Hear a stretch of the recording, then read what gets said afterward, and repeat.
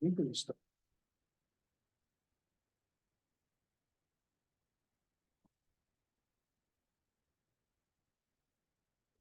Oh,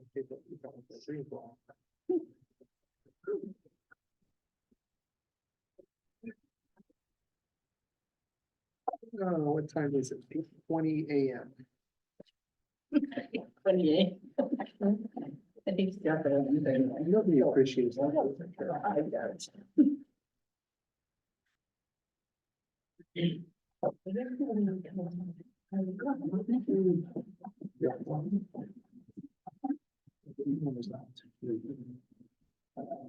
We just got. You're good. I'll never hear the end of it. I'll get that. It's someone else that probably. You can start. See what I get. Here she is. Okay. All right, let's resume the May 7th, 2024 meeting of the whole regular meeting at 8:23 PM. And let's start with buildings, grounds and cafeteria. Okay, let's start with item A, the site logic update. Nick, you're on. All right.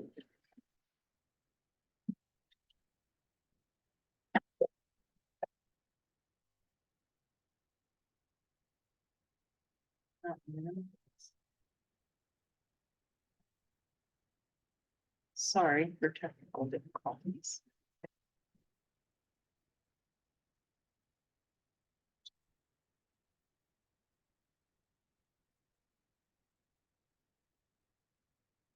That one? That's it.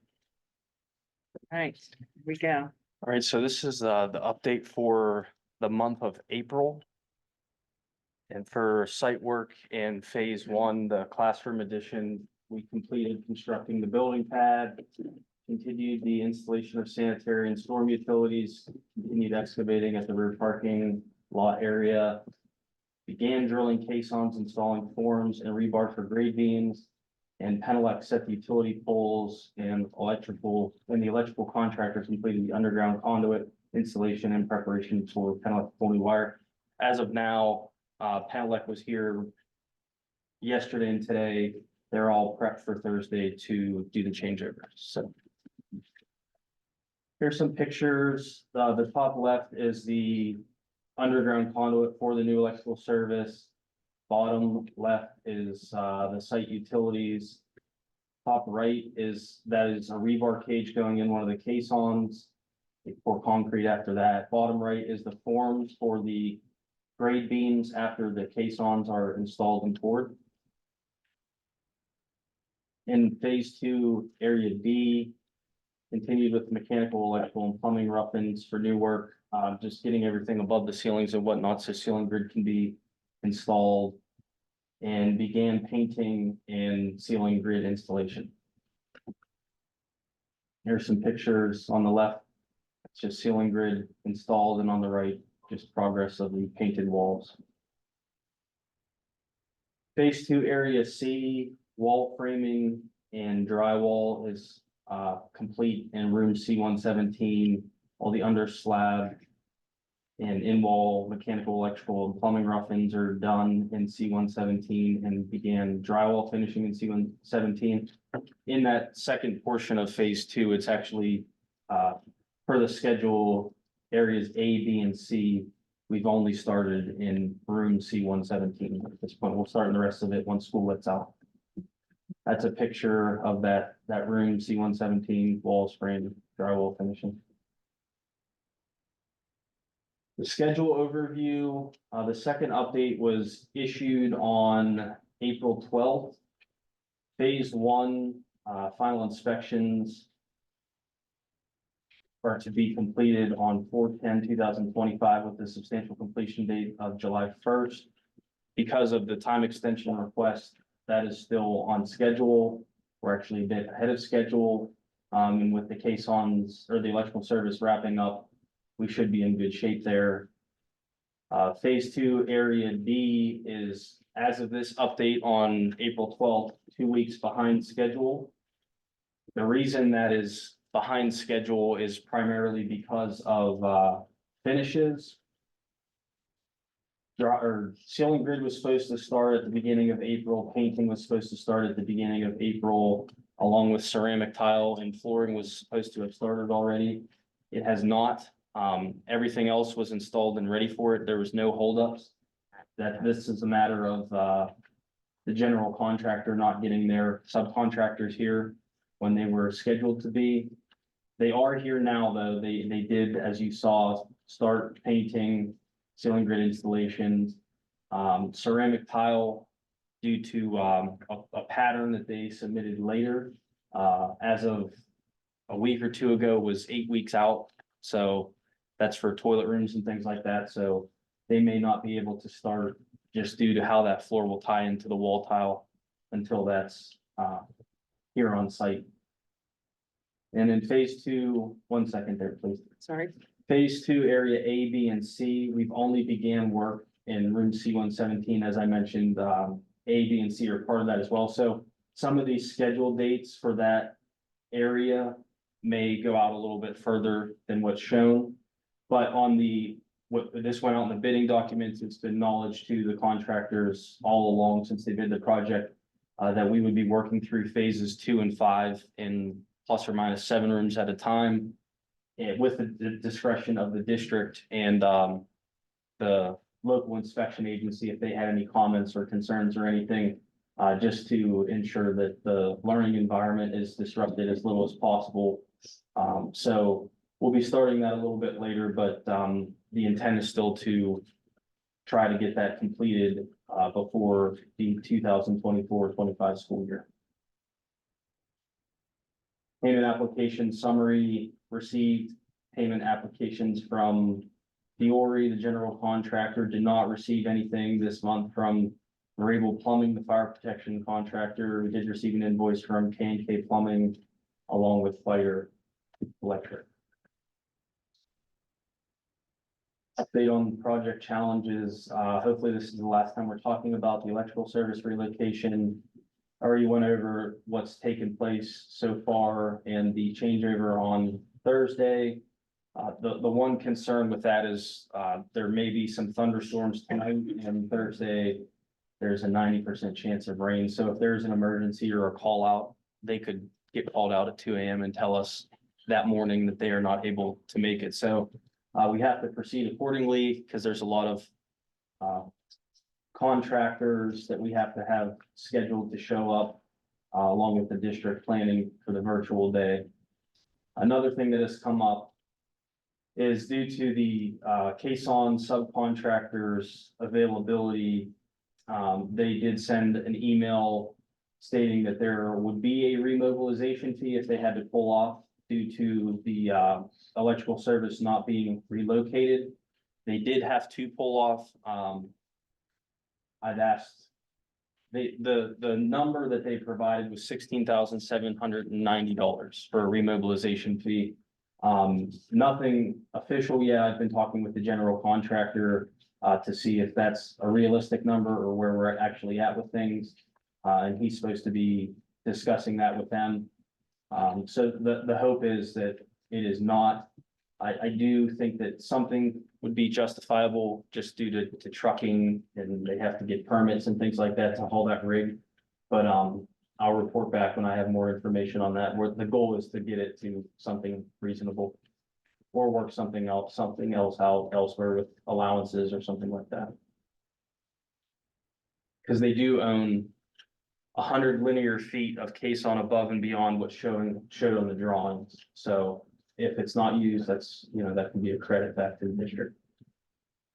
The change management log, everything with the center column that's blue has been executed. The only item that's open right now is a credit for the first bulletin that was issued, which had a variety of site-related changes due to just existing conditions and some value engineering opportunities. I can't see that. It's something to the tune of $7,617. So that credit will be coming back to the district as long as it's approved. contingency, 1 second, we're still sitting at, 599,000. We're on the next slide, some items that we're still tracking. There's still a handful of items that, we expect credits back on as well, just due to some value engineering opportunities and some changes that were, made along the way. It just makes sense. One, for example, in the rear parking lot, removing concrete islands, just not needed, and that's the district's preference, so. Still negotiating those change orders, so the credits due there. Anybody have any questions? All right, thank you. Thank you. Okay, item B, door hardware. Be it resolved, the Board of Education is going to discuss and authorize the purchase of door hardware for the construction project from Hardware Specialties of Du Bois LLC. The cost to the district will be $204,795. See attachment 1.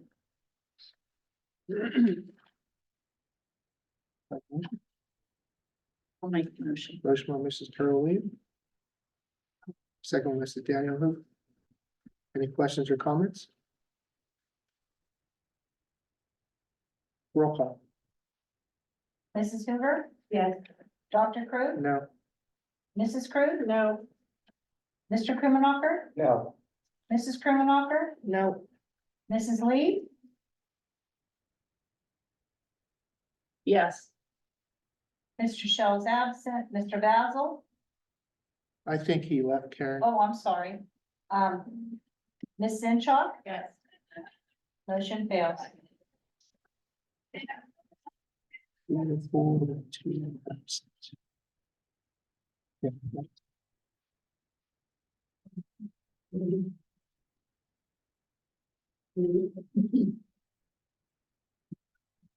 Item C, door hardware safety items. Be it resolved, the Board of Education discuss and authorize the purchase of a security option at an additional cost of $8,526. I'll make the motion. Motion by Mrs. Carol Lieb. Second by Mrs. Jen Zenshaw.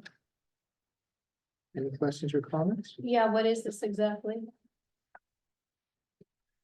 Do you want to talk about it Please. on that? So in the Area H classroom addition, it was discussed to install door hold opens on all of the classroom or teaching space doors. This would just be so all of the doors are on spring hinges, so they would close and they're gonna be automatically locked, so there's no concern of, if there's an emergency or something like that, a teacher has to wonder whether the door was locked or not. It's just automatically locked. If they want to go in, they're gonna have to use a key to get in. The purpose of these would be to hold the doors open for class changes and things like that. They would also be tied into the security system, so if there was an emergency and a door was propped open, somebody can hit a button located in the office or something like that, somewhere centrally located, and it would release all of those hold opens. From one location, the doors would close. Again, they would be locked, no concern there. Value wise, this would be the district's best opportunity to install them while walls are open and things are being roughed in. If the district moving forward would like to install these throughout the building, it would obviously cost more to cut open walls and wire them at that point in time. So it's forward thinking and it would just be a good safety measure for the district if they choose to proceed that way. So it is considered a safety enhancement? Yeah, and in addition to that, at the end of the day as well, it could be programmed, so just say 3:30 or 4 o'clock, all the doors close, so if people are wandering around the building or anything like that, they can't get into classrooms or anything. And so if we were to go with this option, how soon would we need to make a decision on door hardware so that we don't hold up the project? And if we don't have door hardware, how soon is it gonna start costing us money? It's critical that the door hardware be approved. There's a handful of things that are contingent on the door hardware schedule being released. They can't release door frames until the schedule is approved because they have to be able to prep them correctly. And same thing with doors. They can't release the doors until the hardware is released. All of the doors are being released in one package. So without having the hardware schedule, there could be costs associated with price increases. Potentially, Contractors yes, yeah, going off schedule. yeah, and perhaps- potentially delay Right. claims. And it was our official vote to not buy that, so it would be on us for sure. Yes, Jen, go ahead. So if the last motion failed, so if we vote to get these, would we be able to then install them without the hardware?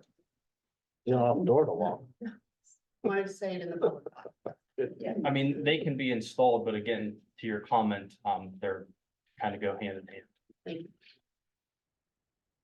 Okay, roll call. Dr. Crew, No. Mrs. Crew, No. Mr. Krimenacher, No. Mrs. Krimenacher, No.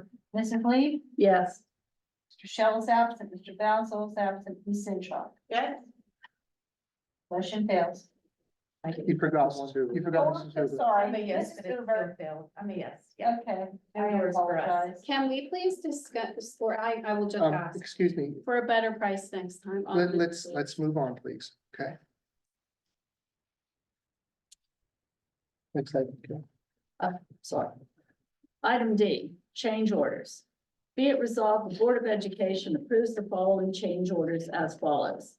K and K Plumbing, installation of faucets in room D 107 using 4 man-hours, resulting in 0 cost to the district. See attachment 2. Leonard S. Fior Incorporated, credit change order in the amount of $7,617.95 due to various site-related changes, attachment 3. I'll make the motion. Motion by Mrs. Carol Lee. Okay. Second by Mrs. Wilma Crew. Any questions or comments? All in favor? Aye. Any opposed? Motion carries. Okay, item E, food service proposal. Be it resolved, the Board of Education is discussing and accepting the proposal form from Nutrition Inc., subject to the requirements of school code. Appendix I. I'll make the motion. Motion by Mrs. Carol Lee, What's that? second by Mrs. Mark Krimenacher. Any questions or comments?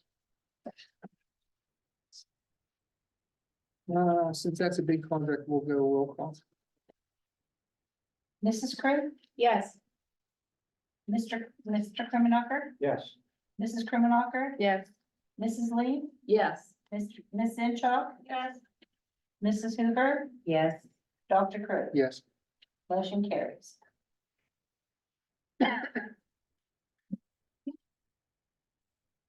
Item F, cafeteria breakfast cart. Discuss the quotes received for purchase of a breakfast cart for the middle school. I I have can, the information. I told her that I would go over with you guys. There's a grant from the school breakfast expansion grant. Penn State that the district got for $9,027.99. She got the bids for the breakfast cart, which is what she intended to use this grant money for, or that's what she applied for through the grant. And the low bid on the breakfast cart is $7,225. The remaining portion of the grant will be used for an iPad and other peripherals for our point of sale system that's used in the cafeteria. So that we will spend the entire $9,027 grant on cafeteria items. When we make that motion on the regular meeting, could you please put it that it's gonna be paid by that grant? Yes. Please, thank you. Okay, item G, seamless summer food program, Dr. Fasonic. so we do this every summer. We will advertise. The summer feeding program will be at the high school this year because of construction that's happening here, and it will be August 5th through August 16th from 11 a.m. to 12 noon. And any student can participate in this. And if I can just add, when they were here, she also mentioned it's open to students ages 0 to 18, but if an adult or a grandparent brings this, like a parent or grandparent, they can opt to pay for their lunch if they choose and eat with the kids. Okay. Item H, high school building appraisal. Mr. Paranj. The board had made a motion to go ahead and do an art. You just have to move. Okay. The board had previously made a motion to have an appraisal RFP drawn up. However, part of the problem that I need some additional direction from the board. I'm not sure exactly how that appraisal should be done. I mean, we're looking at the entire high school block, where we're looking at a different appraised value for, you know, the entire building, half the building, or a combination of all of that. I'm not quite sure what we need to do, because there are actually two separate parcels at the high school. The parking lot is a separate parcel than the part where the high school itself sits, and that, as well as the track, is all in 20-some 30-acre piece of ground. So I'm not sure how we should approach that RFP so that we're getting a quote on what you guys want. I think we clarified that last meeting. Were you here last meeting? thought I believe it was for the high school building and the upper parking lot that's attached. Yes. Not the part below the- So you wanna just, again, just pick you know, there'll have to be some part of the back part of the building to be determined as to how that's gonna be broken off. Probably the road to the road, right? I would guess. Yes, I would say the So road to the what road. about the building itself? You want an appraisal done for half the building, the bottom part, if it's the only thing that, you know, where you want the whole piece? Because there's been discussion as to the, you know, the possibility of demolishing the bottom portion. So, Just see what the I whole would say thing the is worth. entire Yeah, thing worked. The whole thing. Could it be broken down though and say this part, this part, this part? that's what I'm asking. Would you need to have a surveyor come in to parcel it off then? If the high school and the track are, Well, I think from a map itself, But it's the separate, appraiser would come in, and from the maps that are available, they will come close enough to the size of the actual footprint and the land that would go with it, if we're not including the bottom, or are we not including the bottom parking? Isn't that a municipal road that divides the two parking lots? If there, because that's a municipal owned road. There's always that, and Toby would have to answer that, you know, technically, there was a road mapped out there. Is it still a road, or have we taken that over? Yeah, I don't know off the top of my head. We have to look into that. I mean, I know there's a 21-year rule and all of that, Sure. but, I think probably for the purpose, it's not gonna be that big of a deal for an appraiser to say, this is how much that particular piece of ground is. Here's how much the high school and the land that sits underneath it is worth, and here's what it would be if we would split the building out. Building plus upper part. Road- Yes, the road to building road. and Road to road. parking lot is what we talked about. Yeah, road to road. Yeah, there wasn't, you know, I just agree that we talked about all of that. They were set to do an appraisal. You know, there's a number of things that are questions that can come up. So that's what I thought it was road to road. Yeah, from the road to the road will be there. how much will this cost? I have no clue. That would, So that it's will not- come with the RFP. It'll cost the advertisement, but once, You'll have to accept a bid, once you figure out, once you get proposals, you can look at them and make a bid then. Thank you. I'm gonna vote without a cost. Wanna do that. Okay, who's next? Good morning. Mark, business and finance. Colon heating oil bids. The colon heating oil bids will be opened on May 3rd, 2024. Results will be presented at the May 7th, 24 meeting of the committee of the whole meeting for discussion. Mr. Messina.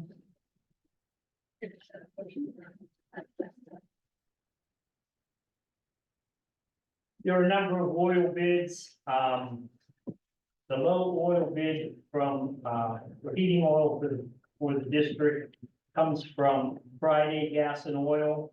And if you looked at the bid, you see that there's a negative number there. What they typically do is use the, Opus pricing, which is a posted price. It's an average that they use on a daily basis, so every day they would know, or we would know, what the average Opus price would be. They were the only company that bid under the Opus price, so technically, whatever that price is, they will give us 1.5 cents per gallon below that price. Everyone else was, you know, within, you know, just a portion of a penny up to 1.5, or I'm sorry, almost 1 cent over. So the lowest bid is Friday Gas and Oil, and that would be my recommendation to the board to accept their bid. The coal, there were 2 bids only. One was from Penn Keystone. Their bid was $157.50. The other one's from RFI Resources, their bid was $201.25. Difference being, and John can get into more detail with this, I did speak with them, their coal is all delivered, that it's been undercover for at least 6 months, or a period of time where it's sufficiently dry. They have a huge covering over the area where their barges sit, so the coal would be dry, and that's apparently a problem with what we have. The only thing that I will say is that we've budgeted $85,000 for coal, and that buys 539 tons of the low bid and 422 tons of the high bid. So we requested, you know, in the bid, 325 tons at each building. This past year, we used pretty close to the 530 tons, because we spent 84,000, and their price was right at similar to the low bid this year.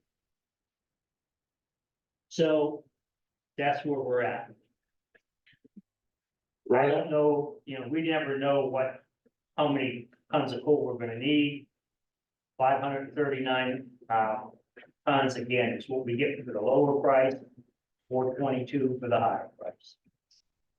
Running wet coal, at both buildings, particularly the one down here, being the bins underground, wet coal with fines and everything else, that's where we create all of our auger problems here. Jammed augers, digging the coal bins out because you can't get coal to go up it. So going with the other price tag of coming in dry, we operated one school year here when we were with Collins, which was coming out of New Bethlehem mine. It came right from the mine right here, dry as dry can be. We never had one issue the whole entire year with that coal. So from a maintenance perspective, we spent $78,000 on new auger system. And you can't bring coal up because it's wet and all the fines. Wet coal is like concrete, so. Those are the 2 options you got to price tag.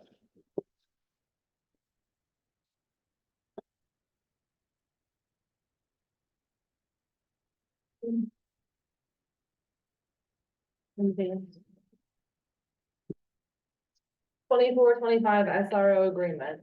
Be it resolved, the Board of Education discuss and approve the school resource officer agreement with the Northern Cambria Borough Police Department for the 24-25 school year. The proposed rates are as follows. Contract price $66,000. Special event rate $47.62 per officer for 1 hour. $95.24 per officer for 2 hours.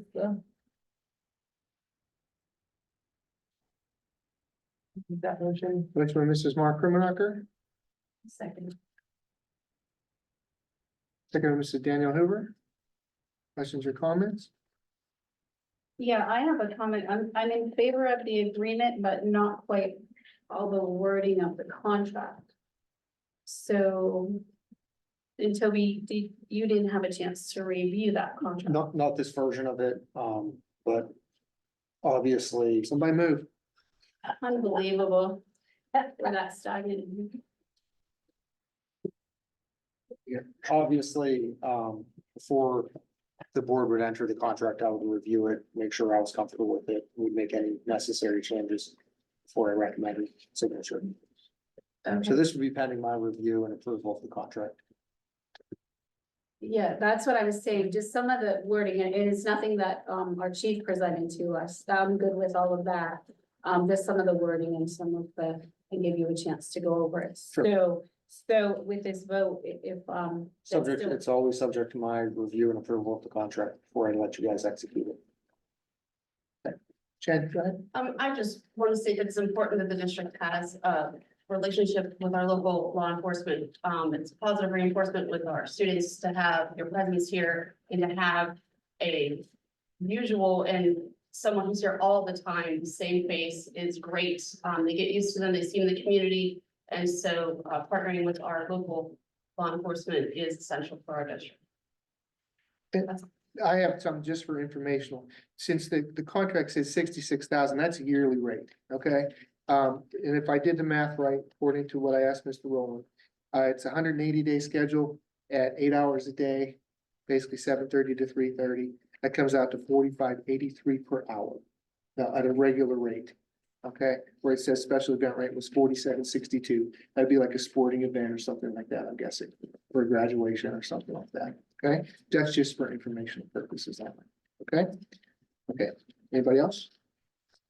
Okay, since that's a contract, we're gonna go, roll Well, call. and one more thing was just the hours that I had asked you about, like just, fitting the hours and things, that's all.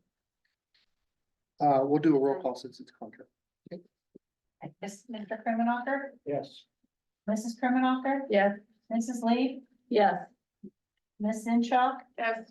Mrs. Hoover, Yes. Dr. Cruz, Yes, Mrs. Cruz. Yes, Motion carries. thank you guys very much.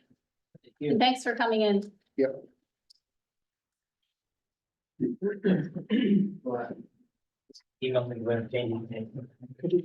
Thank you. Proposed 24-25 general fund budget. Be it resolved, the Board of Education will discuss and approve the 24-25 proposed general fund budget with an estimated beginning fund balance on July 1st, 24 of $3 million. Total anticipated revenues total $21,281,504, and anticipated disbursements total $21,531,504. With a difference of $250,000 coming from the general fund to unassigned fund balance. This will leave an ending fund balance of $2,750,000 in the general fund, appendix 3. The proposed budget for real estate tax rate is 60 mills, which reflects no real estate tax increase for the 24-25 fiscal year. Earned income tax rate of 0.5% on earnings and profits. Real estate transfer tax of 0.5% of selling price. $5 each per person per Act 511 per capita tax, and $5 each per person for section 679 per capita tax. I'll make that Motion motion. by Mrs. Mark Krimenacher. Second, Mrs. Jen Zenshaw. Now, this is, before you ask questions or comments, this is where I asked Mr. Paranish to do his presentation, okay? Yeah, just real, the couple of items on here that I want you to take into consideration when you look at the expenditure, which is the green colored on top with the yellow column. One of the big items is the account 100, which is the personnel's salaries. In previous years, we did not pull out the instructional assistant with the aides into an account called 190 is for all the people that should have been listed in that account. So their salaries were listed in account 100. So if you look at 21, 22, and 23, those numbers included some of the costs that should have been in 190.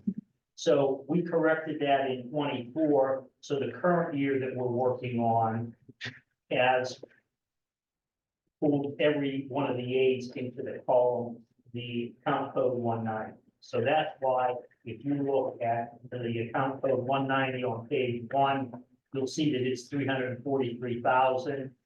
That is where the aides cost should be. Again, in 23, if you look at the 7,003,000, part of that was the aides. We spent 300 and some thousand dollars on them in 23, but it was included in that line. So from this point forward, we're just putting those into the right item. The other item that Dr. Crook brought up was the expenses on page 3. You look under account code 627 diesel fuel. You'll see that in 23, there was a significant number above what should have been in there.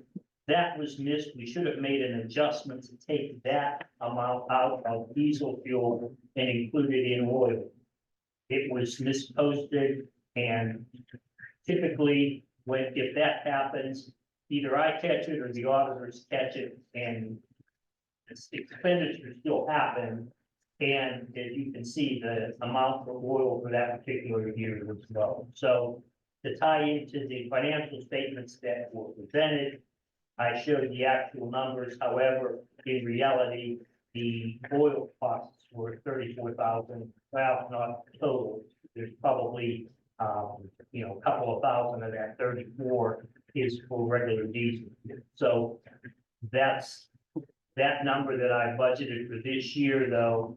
The $75,000 is, should be close and not need adjustment. So those are the two things that I wanted to show on the expenditure side, other than if,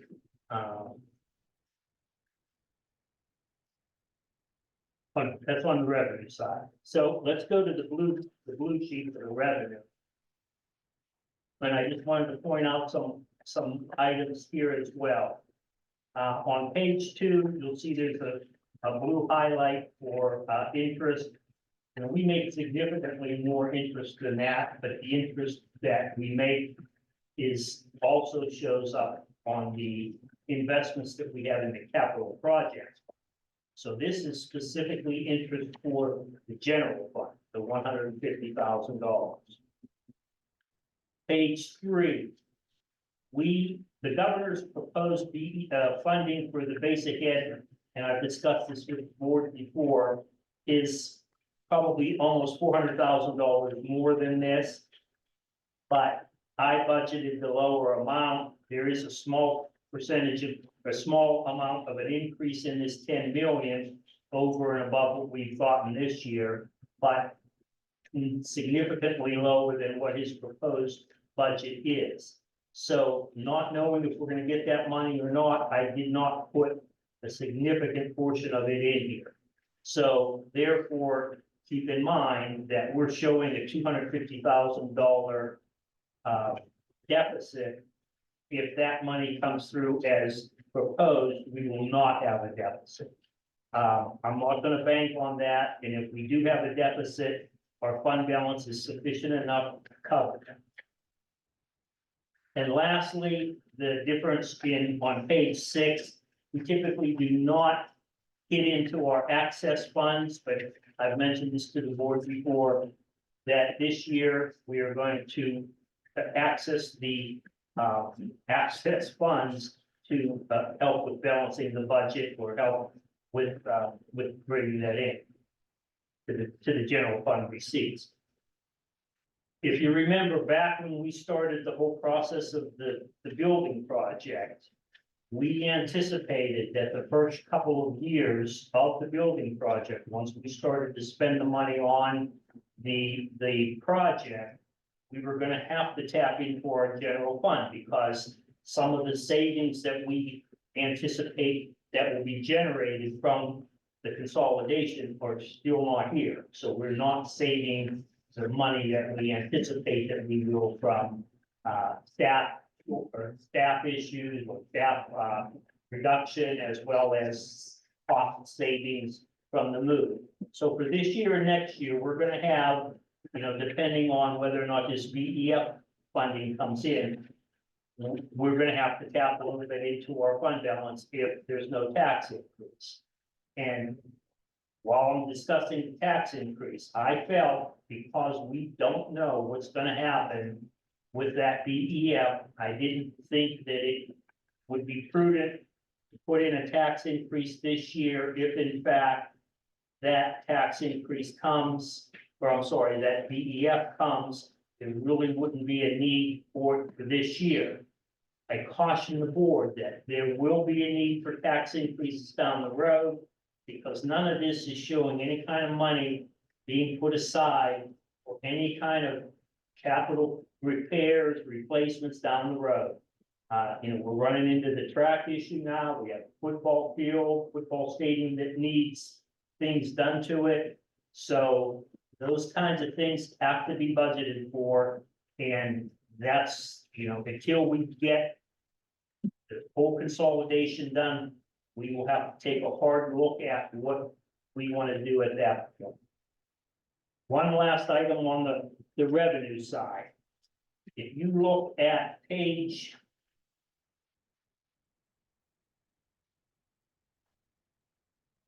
3, under the state, the 7340 account, state property tax reduction allocation. You see, this year we had 395,000. The upcoming year, we just got a letter the other day that our allocation was increased to 468,000. What happens with that? We have, I'll pull up my little cheat sheet here. We have a total of 2,162 properties that qualify for both either or both of the homestead or farmstead reductions. So what happens with that money? If the district says we're going to have a 60 mil tax, we come up with the total tax, and let's just say that our estimated revenues from those taxes are $2.8 million. If the state's allocation comes in and we have to reduce that 60 mils in essence on everyone's tax bill that has a homestead or a farmstead exemption. So with the increase of that money from the state, every taxpayer that has a homestead or a farmstead exemption in the school district will receive an additional amount of money this year. Last year it was $153.90. This year it's going to be $216.50. So the difference is about $62 reduction using the same assessed value and the same tax rates. We didn't raise taxes. So what does that mean? In essence, on a $26,000 assessed value property, which is about the average. Again, I only use average when I take the total number, divided by total number of homes, come up with this. So the $26,000 property, 2.5 mil increase would equate to $65 even. So if the board this year would have raised taxes 2.5 mils on the average property, they would have seen no additional. So again, that's only for the homestead and farmstead. So there are plenty of properties that don't have homestead or farmstead. But the fact is that the homestead farmstead increase will definitely help the taxpayers as far as a tax reduction. So that's about it, other than I'm confident and comfortable with the numbers. I'm hoping that the BEF formula comes through. They're calling for that for another 4 or 5 years.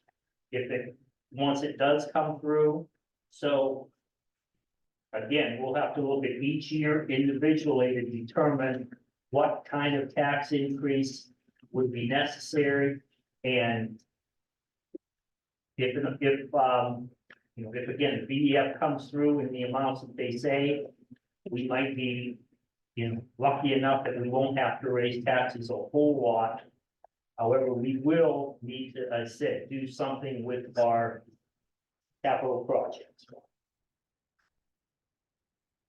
Any questions or comments? I just have one question. Go ahead, Mark. Do you think that we're budgeted enough for electricity? I know there's been like a slight electricity like increase to kind of like from the building project, but then I also got a note in the mail saying like they're looking to increase the rates by like 9% if the PUC approves it.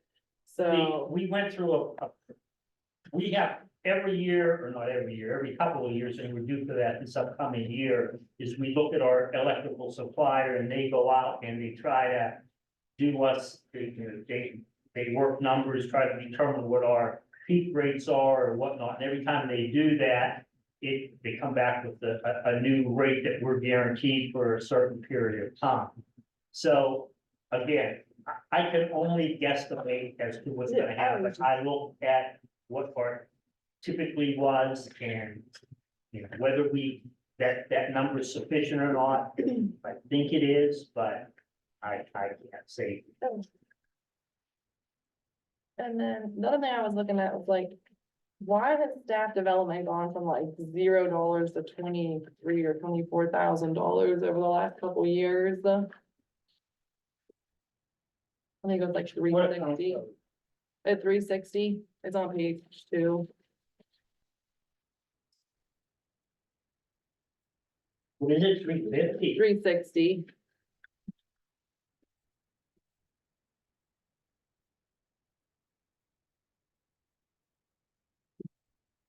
That's for the cost that we use for the, part of it's whenever they go for any of the classes that they go for, but it's also for, when we pay for their education. So part of the contract says if they want to go back and take extra credits, we pay for those credits. So that's part of what that is. And again, some of this stuff is just based on how it was allocated in the past. You gotta remember, PDE comes in at certain points and sometimes tells us we have to change a coding amount. And it could be in one column, 1 year, or for a number of years, and then all of a sudden, they say we're gonna change, you know, code, you know, the object from 590 to 595. So we have to make that change, and it's, you know, so I think what you have to kind of do is look at each major object total.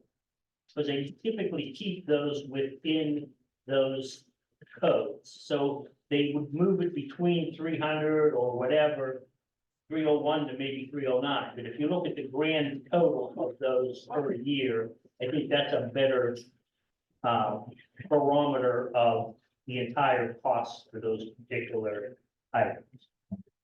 And then the only other one I was looking at was account code 635. It went from like roughly like $3,000 to like $9,000 over the last 2 It years. just went up.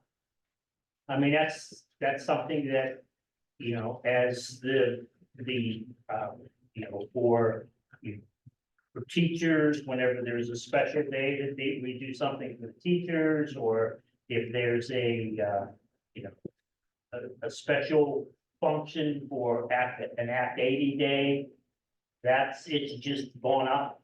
Okay.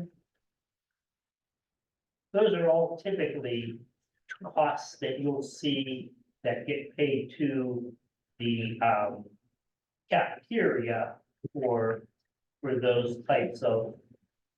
In other words, if we have an Act 80 or a teacher appreciation day breakfast, those will get charged to the cafeteria bills us for those costs, and we pay them to the cafeteria, so it shows their income, but it still costs us money, somebody's paying for that meal, so that's where that comes from. Does it typically triple in 1 year? Oh, no. from 23 to 24.5.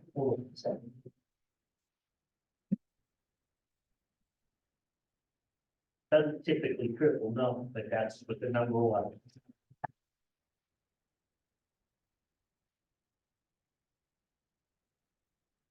Anybody else? Okay, let's roll call that one. Mrs. Krimenacher, Yes, Mrs. Lee, Yes. Ms. Zenshaw, Yes. Mrs. Hoover, Yes. Dr. Krug, Yes, Mrs. Krug, Yes. Mr. Krimenacher. Yes. Motion carries. Thank you, Roland. No, and also, I just wanted to show, the charts that I gave you there kind of show a multiple year comparison. If you look, I have the, there's one for both revenue and expenditures. Be cautious when you're looking at the one for the year to date. It's naturally gonna be a much lower bar because we're only talking, through the month of April, it doesn't include the entire year. But I just wanted to show you where we were so far this year on those various income and expense items. proposed 24-25 capital projects fund budget. Be it resolved, the Board of Education will discuss and approve the 24-25 proposed capital projects fund budget with an estimated beginning fund balance at July 1st, 2024 of $21,100,688. Total anticipated interest earnings of $853,667 and transfers from the general fund of $850,000 will make up the total receipts of $1,703,667. Anticipated disbursements based on Site Logic's drawdown schedule will be $17,154,830, which will result in an ending fund balance on June 30th, 2025 of $5,649,524.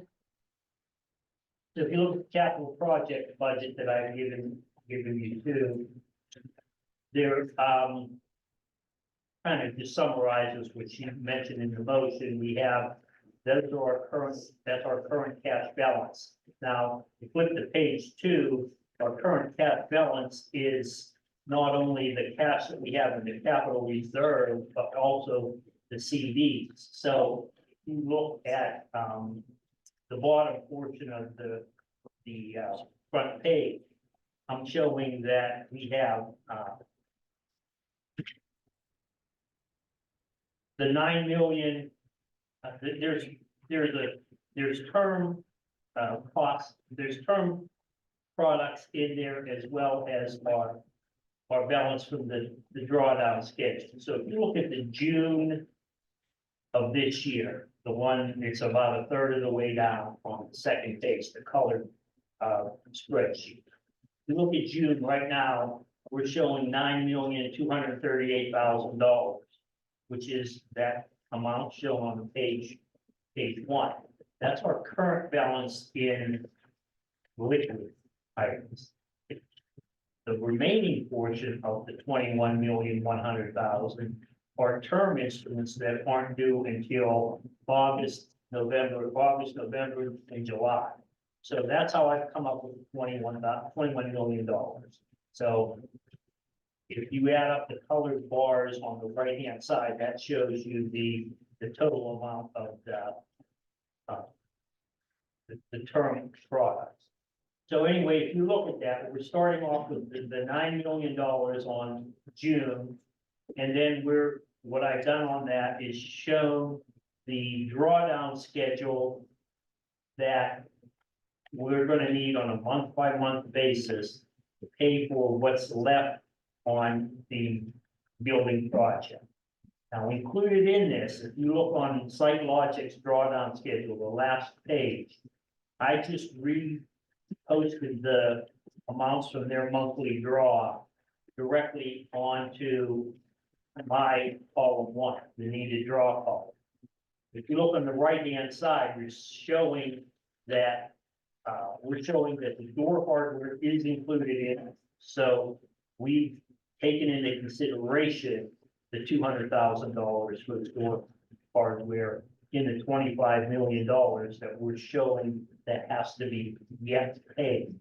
So based on that total that's left to pay on the entire project, again, that also includes the $650,000 of, uh, uh, the, the possibility of change orders. So anyway, that's what we have left to pay. Page 2 shows how we're gonna do it. Now, I've shown on the capital reserve balance column, that is used, multiplied at a 5.25% rate, come up with what our interest earnings will be on a monthly basis on our balance as from a month-to-month basis. So if everything holds exactly true as to what the drawdown schedule shows, our capital projects fund will end up with a, couple $2,600 shortfall at the end. Now, if you look at the red items on received or existing, the 850,000 is the amount I'm showing in June that I'm going to transfer from the general fund. I'm going to do the same in the following June, and then the October, November after that, there will be a total of about $660,000 to finalize the project. So, again, it's, we're showing on this budget that the project can go ahead as it stands, and the, at least the funds that are that we currently have, along with the interest earnings that we anticipate, we will be able to finish the project off with annual contributions of $850,000 approximately from the general fund into the project, the capital project. Any questions? Do I have a motion? I'll make the motion. Motion by Mrs. Mark Krimenacher. Second by Mrs. Jen Zenshaw. Roll call. Mrs. Lee, Yes. Ms. Zenshaw, Yes. Mrs. Hoover, Yes. Dr. Krug, Yes. Mrs. Krug, Yes. Mr. Krimenacher, Yes. Mrs. Krimenacher. Yes, Motion carries. proposed 24-25 cafeteria budget. Be it resolved, the Board of Education approves the proposed 24-25 cafeteria budget.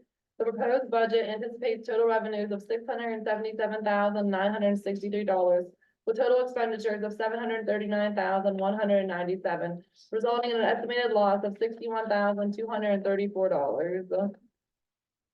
Make that motion. Second.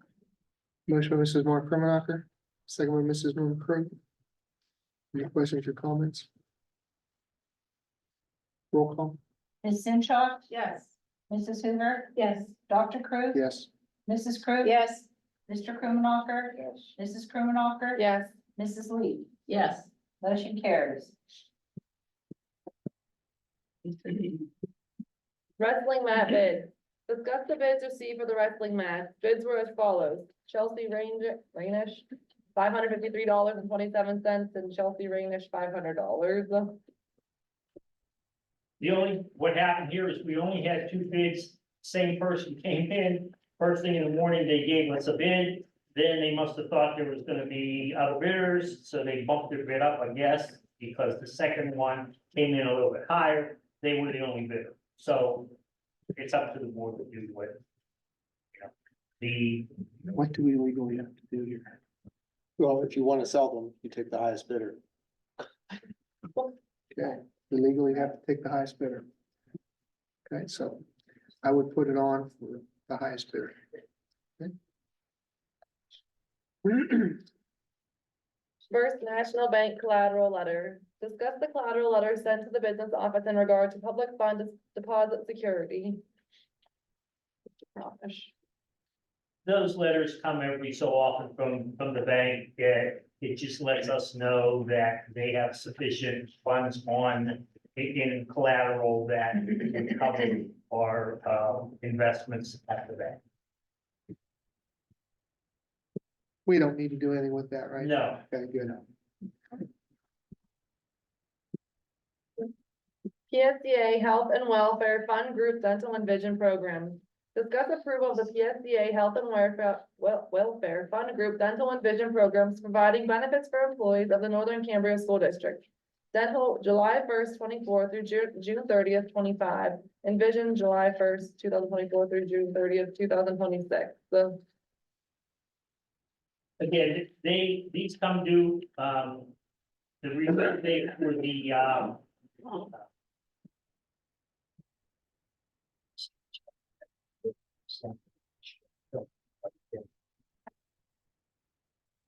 one renewal is gonna, we'll have to renew it again next year. That is the, dental, and then the eye is, is a 2-year. So, for whatever reason, the PSEA has just a 1-year renewal on the dental and a 2 on the other. So both of these are, I believe the dental or the vision was not increased. I think the dental went up a few pennies. So I believe that, they're bargaining to raise the charge.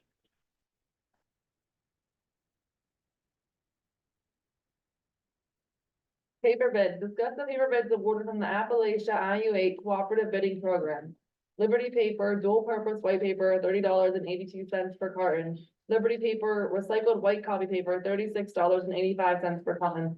Lindmeyer Monroe, colored and specialty size, paper at a cumulative price. So,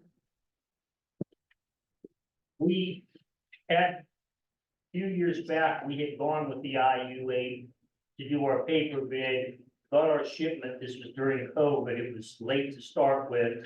When we got it, it was a number of the pallets, 2 or 3 of them had water that must have went over the side of the ship on the way over or whatever, but there was some damage to the paper upon receipt.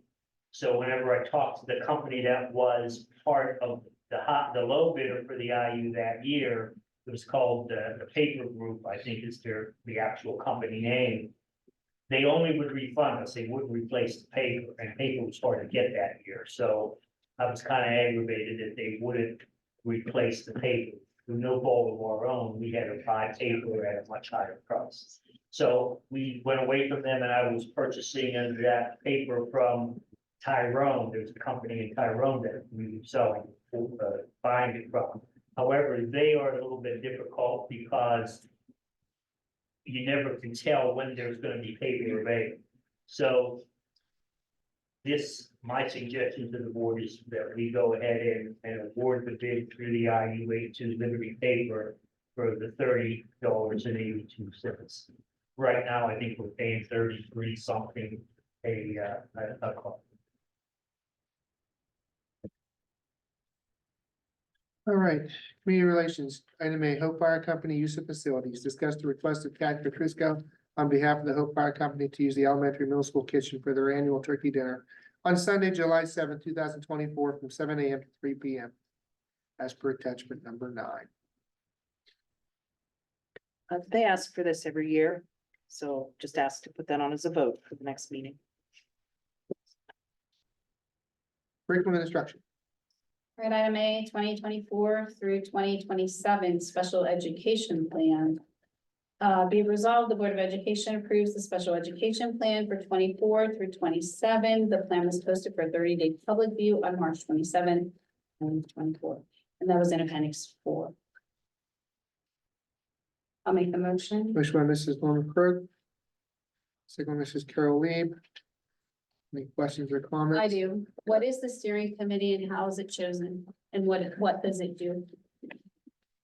The steering committee would have been chosen by Mr. Trusello. And PDE dictates who must be on the steering committee.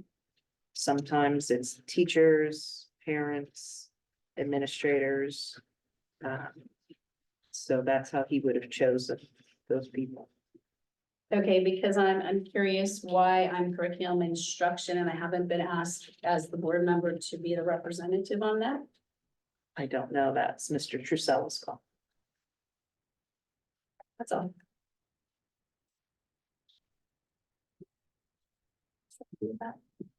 Kara, anybody else?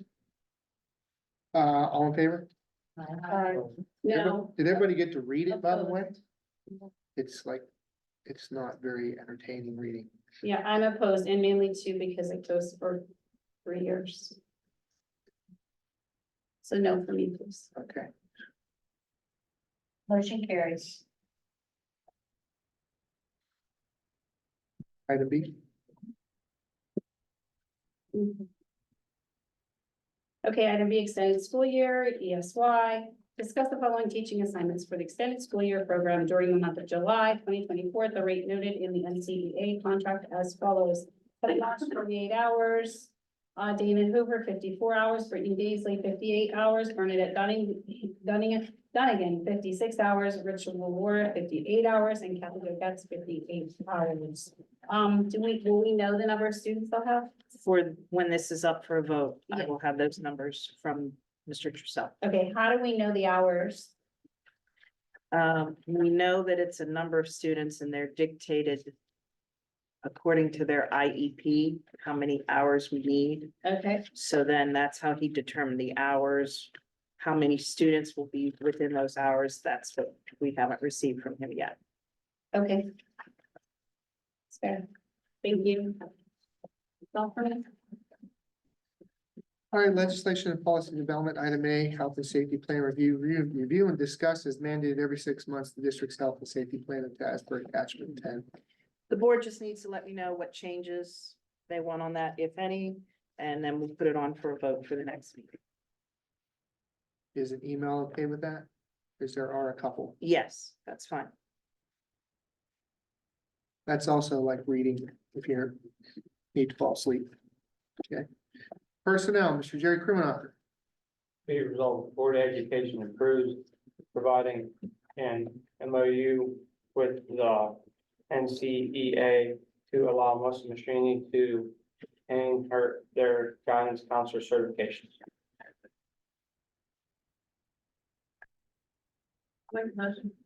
First by Mr. Jen Zenshaw. Second by Mr. Daniel Hoover. Questions or comments? I just want to make sure if we decide to do the guidance counselor, it'll be paid through the mental health grant that we have. For the 1 year. Yes. Yes. Roll call. Mrs. Hoover? Yes. Dr. Krug? No. Mrs. Krug? No, Mr. Krimenacher? No.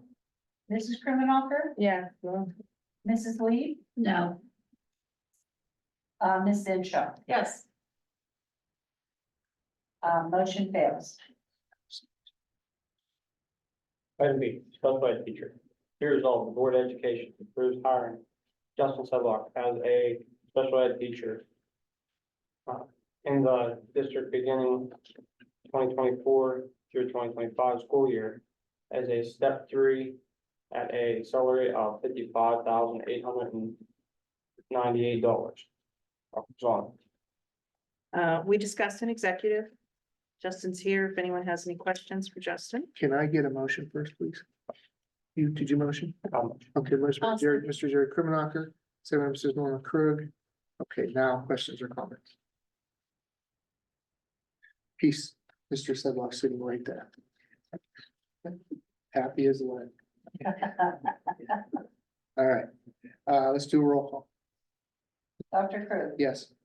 Mrs. Krug? yes, Mr. Krimenacher? Yes. Mrs. Krimenacher? yes, Mrs. Lee? yes, Ms. Zenshaw? yes. Mrs. Hoover? Yes. Motion Welcome. carries. Welcome aboard. You'd be a cold. Congratulations. Thank you. Item C, maintenance supervisor. Discuss the maintenance supervisor interviews. This post includes closes May 3rd, 2024, or until fell. Attachment 11A and 11B. We discussed that in executive, so I think we're good with that. Item B, leave without pay. Discuss the request of employee 3295 for leave without pay for the remainder of the 23-24 school year. retroactive to April 4th, 2024.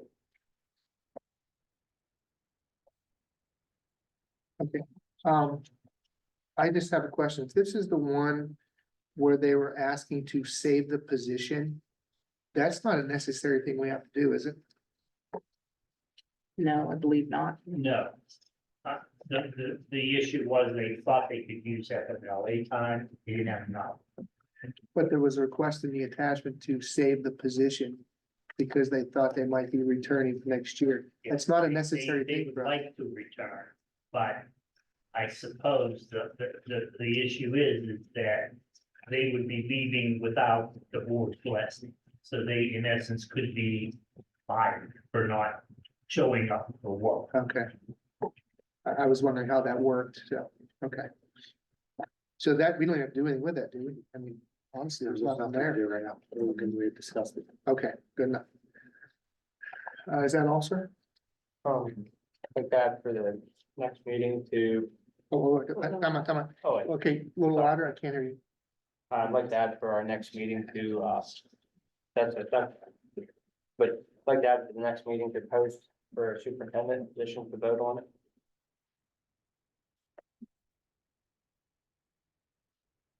That's what we went through with the posting hiring, Post for superintendent, to vote on it, yes. Okay, Vote on posting to. for a new superintendent. Yes. beginning July 1st? Yes. Because it doesn't end till next year. Okay. Thank you.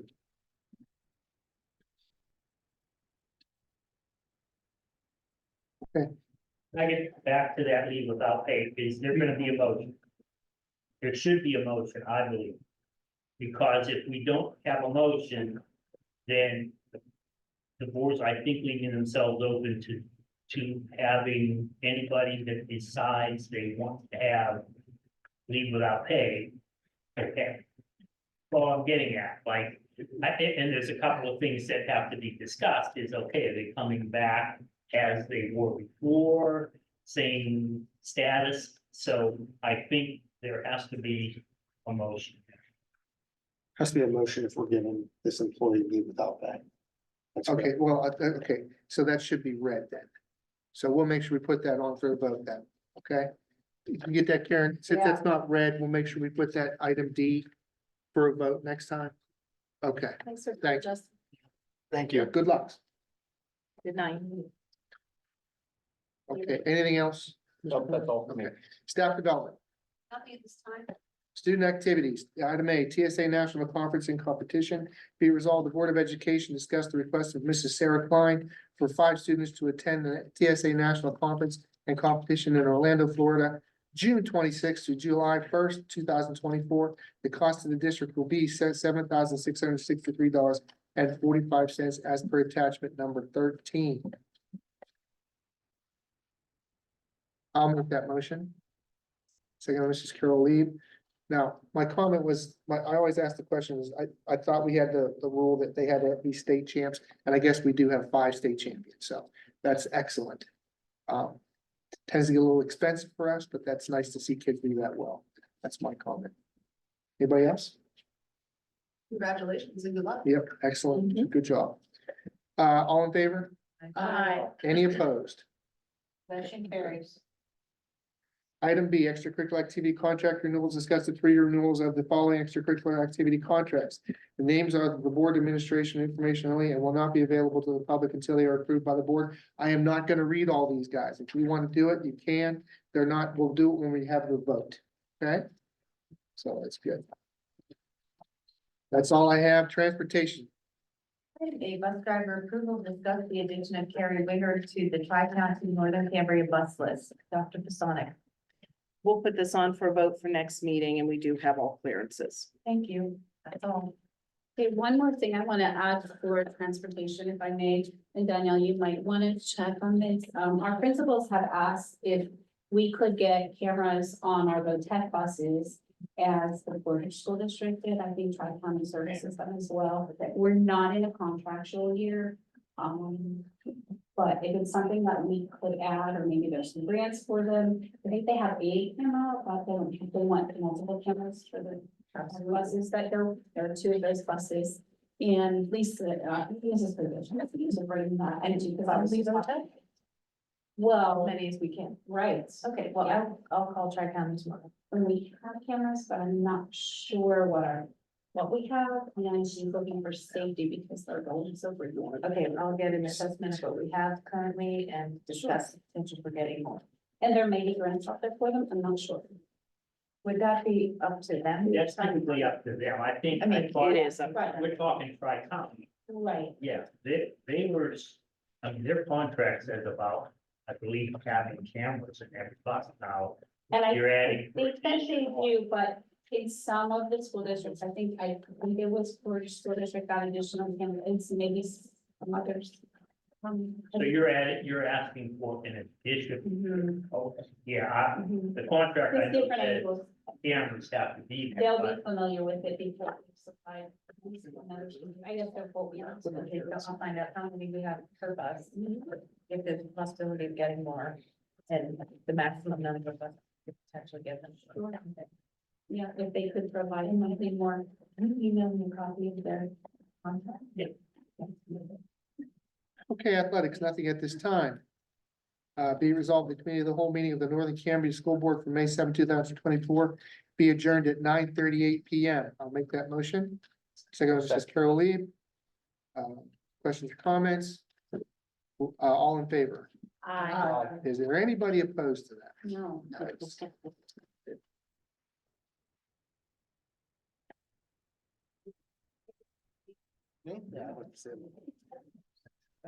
The